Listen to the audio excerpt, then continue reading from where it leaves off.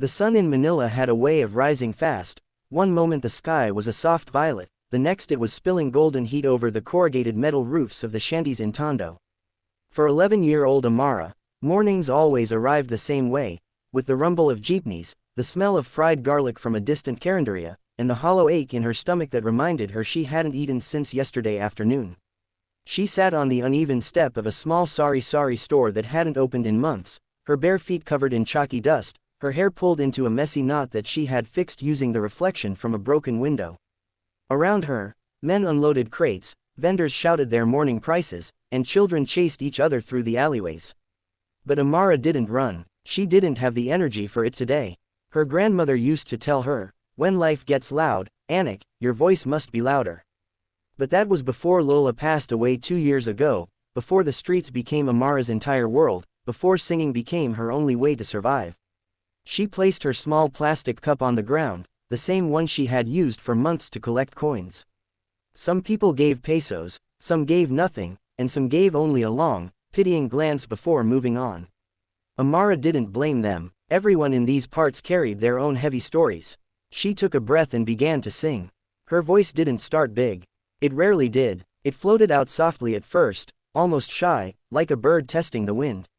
But within seconds, it grew, rising into a warm, powerful tone that shouldn't have belonged to a child. Her sound carried across the street, cutting through the honking, the chatter, the grinding engines. A few heads turned, then more. She sang Whitney Houston's "I Will Always Love You," though she had never heard the full song played on an actual speaker. She learned it from a bootleg karaoke machine that one of the street vendors kept outside his stall. The audio was fuzzy, the pitch warped, but Amara listened closely, mimicking every breath, every vibrato. Today, her voice trembled more than usual, not from weakness, but from the emptiness inside her belly.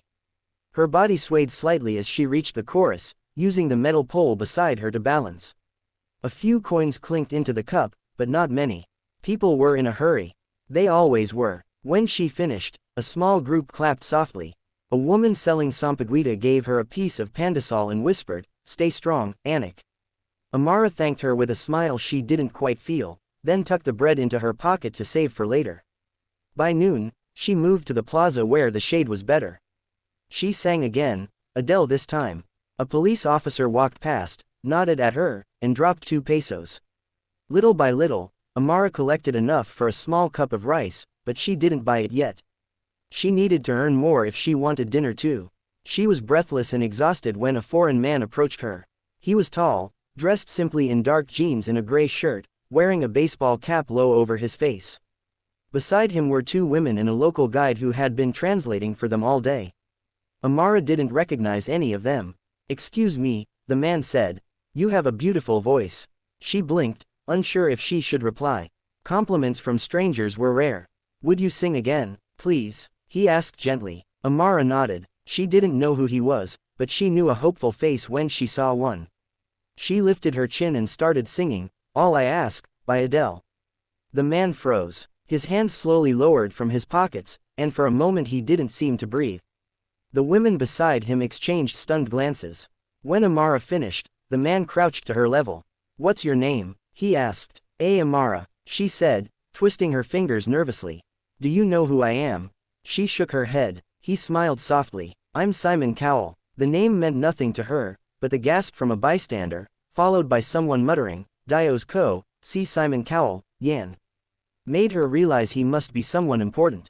Simon looked at her cup filled with a few coins. Then at her dusty feet. Then at the bruises on her wrist, marks from carrying heavy water buckets for a neighbor in exchange for leftover food. "Why are you singing here alone?" he asked. Amara hesitated. Telling the truth didn't always bring good things, but something about his eyes felt safe. "I sing for food," she said quietly.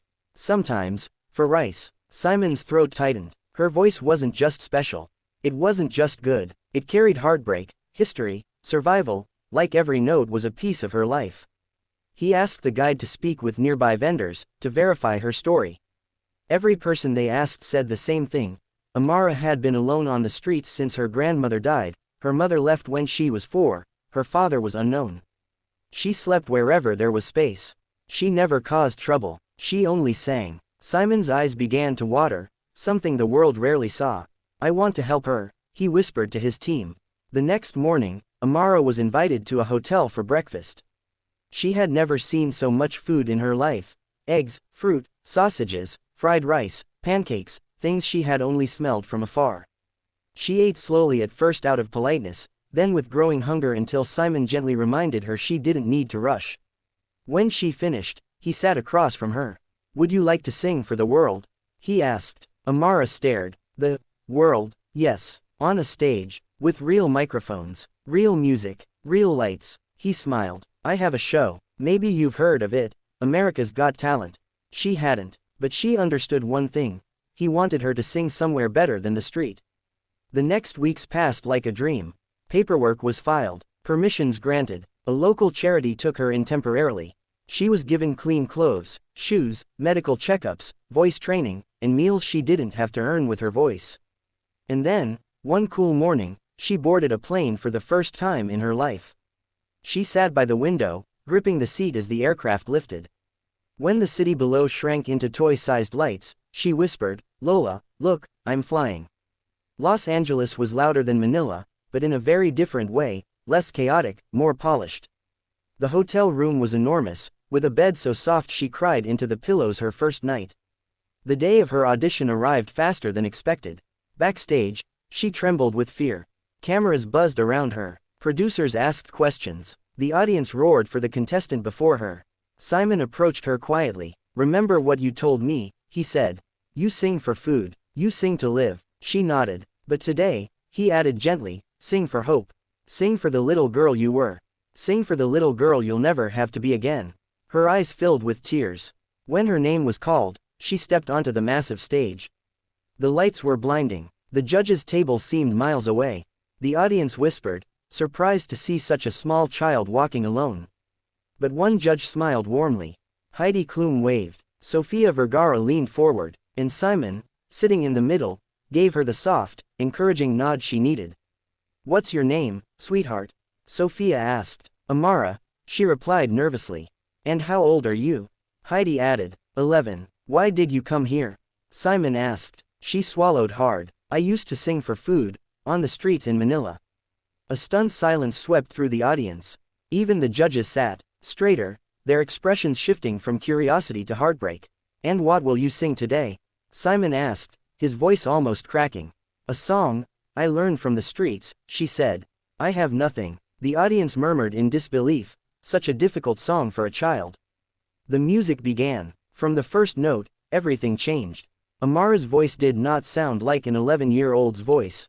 It rose with a richness born from hunger, grief, resilience. Every word was poured straight from her soul. Every breath carried pain. Every high note soared with the power of a girl who had survived too much. The audience stood before she even reached the chorus. Heidi covered her mouth. Sofia wiped tears. And Simon, who rarely cried, felt his vision blur. Halfway through the song, a tear slipped down his cheek. He didn't wipe it away. When she hit the final note, the entire theater erupted. People cheered, shouted, clapped, cried. Some threw their arms around each other as if witnessing something sacred. Amara stood trembling, overwhelmed. Simon pressed his microphone button. Amara, he said, his voice thick with emotion, that was the single most heartbreaking and beautiful audition I have ever seen. The audience roared even louder. You are why this show exists, he continued. Not to show fame, not to show perfection, but to show the world the children they've forgotten. Amara covered her mouth as tears streamed down her face. Simon stood. I've been doing this a long time, he said. But hearing your story, then hearing your voice, your courage, your strength, I know exactly what I have to do. He slammed the golden buzzer. Golden confetti exploded from above. The audience screamed. The stage lights dazzled as Amara cried into her hands. Simon walked onto the stage, hugged her tightly, and said, You'll never sing on the streets again. Not ever. She clung to him, sobbing. The moment went viral. Overnight, millions watched her audition. Donations poured in. Schools, organizations, and families reached out offering support. A trust fund was set up for her education. Her story made headlines across the world. But the greatest change happened inside Amara herself. For the first time, she had a bed. She had meals every day. She had teachers who helped her learn English. She had people who cared, not because they wanted something, but because they saw something extraordinary in her. During the AGT semifinals, she performed "Listen" by Beyoncé. Her voice was more confident, more powerful, enriched by hope rather than desperation. She received another standing ovation. The finals arrived like a second miracle. The stage was grander than before, with orchestral musicians behind her and swirling lights above. She chose "The Power of Love."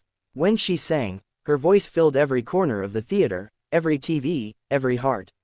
Viewers cried as they watched the little girl who once sang for Rice now sing for a future.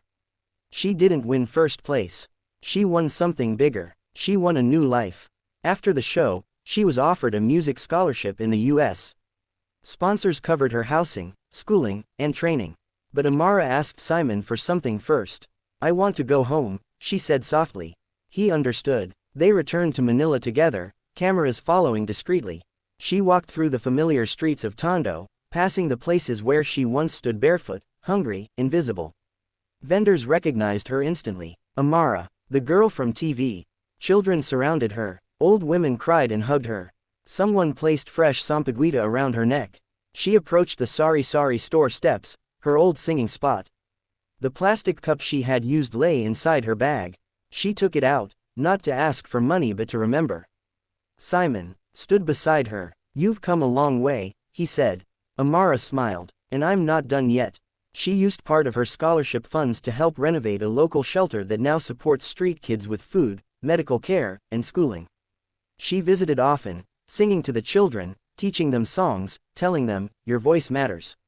So do you." Years later, when she stood on a grand stage in London for her first international concert, she paused before her opening song and said, "I used to sing for food. Today, I sing for hope, for every child still waiting to be heard." The crowd erupted, and in the front row, older now but just as proud, Simon Cowell wiped another tear. Because he remembered the little girl from Manila, the one who sang with hunger but rose with hope. The one whose voice, against all odds, changed not just her own life, but the lives of countless others. And as Amara's first note soared across the arena, powerful and radiant, the world finally understood what Simon had known from the beginning. She was born to be heard.